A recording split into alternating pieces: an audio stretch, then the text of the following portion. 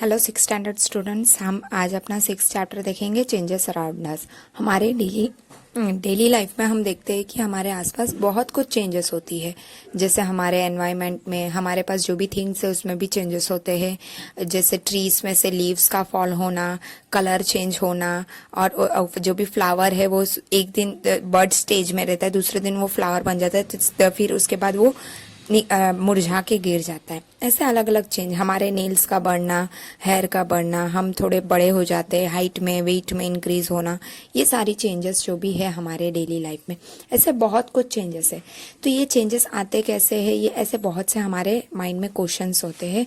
और ये सारी चीज़ें चेंजेस अलग अलग टाइप की होती है। अलग अलग चेंजेस अलग अलग ग्रुप में उसे किया जाता है। अलग अलग मटेरियल का, अलग अलग थिंग्स का चेंजेस डिफरेंट रहता है। सारे चेंजेस सेम नहीं होते हैं। सो हम यही देखेंगे इस चैप्टर में।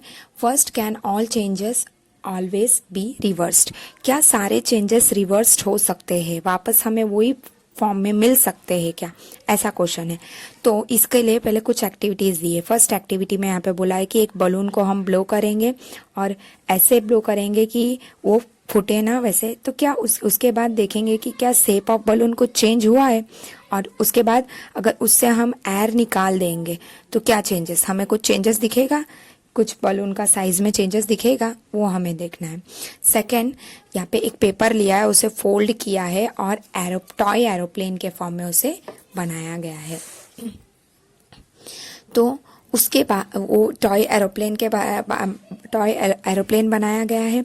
उसके बाद अगर हम इसे अनफोल्ड करेंगे वापस, हमें एक ऐसे पेपर के फॉर्म में हमें मिल जाएगा। फिर नेक्स्ट यहाँ पे दिया है एग्जाम्पल, ये डॉग है और इसका मेकअप बॉल बना रहे हो। डॉग यानी कि आटा, जो हम आटा गूंद के रखते हैं रोटी बनाने के लिए, वो उसका एक एक छोटे छोटे बॉल्स बनाए जा रहे हैं जिसमें से हम रोटी बना सकते हैं वैसे। तो वो उसको चेंज करके डॉग में से थोड़ा थोड़ा एक छोटा छोटा सर्कल्स बनाए गए हैं।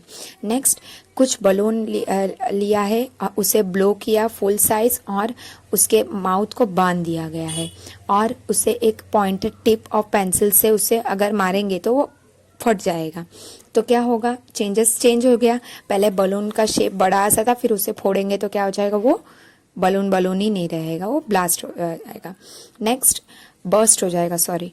नेक्स्ट, अभी यहाँ पे एक एग्जांपल दिया है, जैसे कि एक पेपर में हमने ये एक एरोप्लेन के शेप में कट किया। अब वो एरोप्लेन के शेप को कट करके निकाल दिया। अब हम बोलेंगे नहीं, इसको इसमें प्लेस कर देंगे तो क्या वापस हमें वो पेपर मिलेगा? नहीं मिलेगा। एंड थर्ड, अब हमें वो रोल, जो भी रोल था उसमें से हमने रोटी बना दिया एक बॉल, तो वापस बोलेंगे कि, और फिर उसको तवा पे डाल के रोटी सेक भी दिया। अब बोलेंगे नहीं, वापस इसे वो गोले में वो आटा के जैसा गोल में लेके आओ। ला सकते हैं? नहीं ला सकते। सो यहाँ जितने भी एग्जाम्पल्स हमने देखे हैं वो सारी एग्जाम्पल से हमें कुछ रिवर्सिबल चेंज मिले, कुछ जो वापस वैसे ही सेम चेंज में आ जा रहे, जैसे कि एरोप्लेन वाले में वापस अनफोल्ड करेंगे तो पेपर हमें इजीली मिल जाएगा। तो ये सारे रिवर्सिबल चेंज में आ जाएंगे।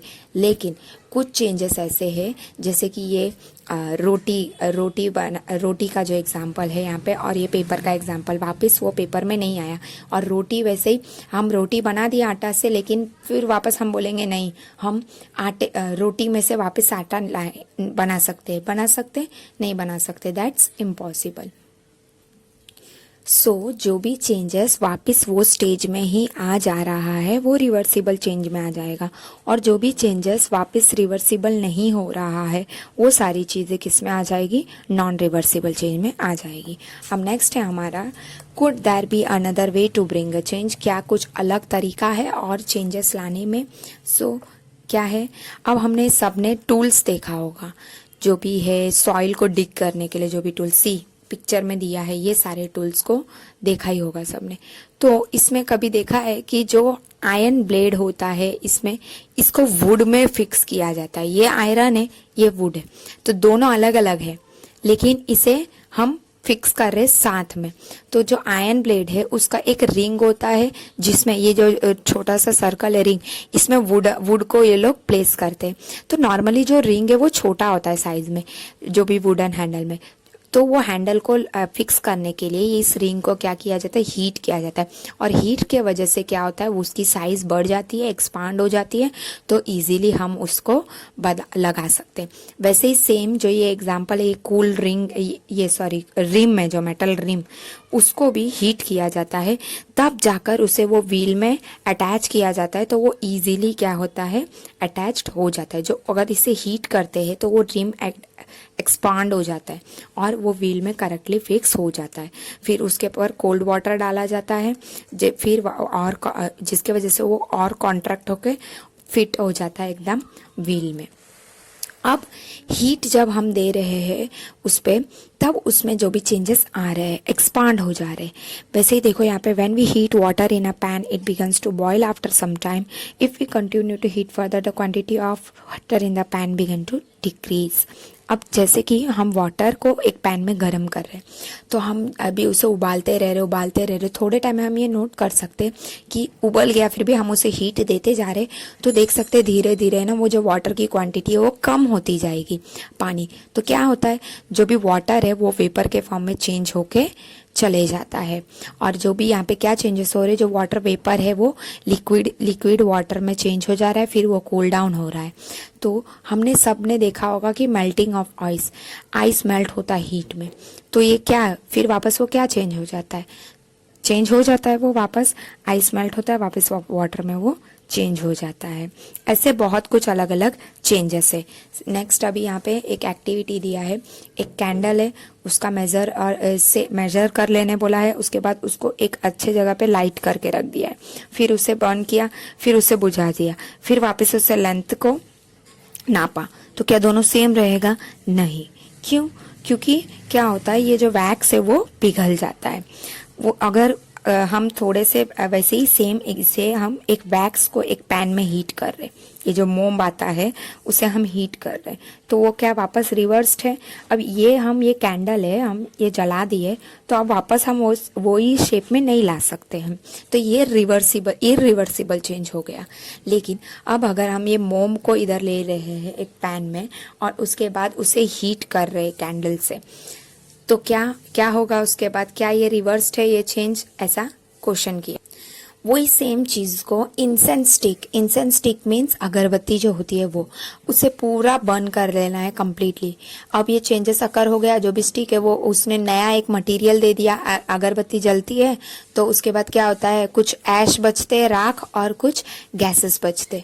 हमें वो गैसेस दिखती नहीं है, पर हम उसे पूरा परफेक्टली नहीं दे सकते, धुएं बस दिखते हैं और उसे हम सेंस कर सकते हैं, अच्छी स्मेल आती है। तो क्या वापस हम ये भी रिवर्स कर सकते कि वो ऐश में से, और वो बोलेंगे नहीं, जो फ्रेगनेंस गया उसको हम गैदर करके हम नई इंसेंस स्टिक बनाएंगे? नहीं, वो नहीं कर सकते।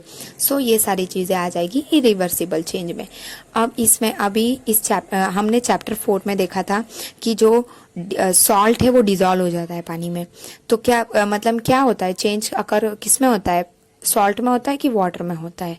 क्या ये हम वापस उल्टा कर सकते हैं? ये ऐसे अलग अलग चेंज होते हैं, अलग अलग। तो जो वापस हमें वही चीज़ में मिल जा रही है वो रिवर्सिबल चेंज होती है, और जो हमें वापस वो चीज़ में नहीं मिल रही है वो इरिवर्सिबल चेंज में होती है। जैसे कि small quality of warm milk है, वो मिल्क को एक साइड में थोड़े टाइम के लिए रख दिया गया।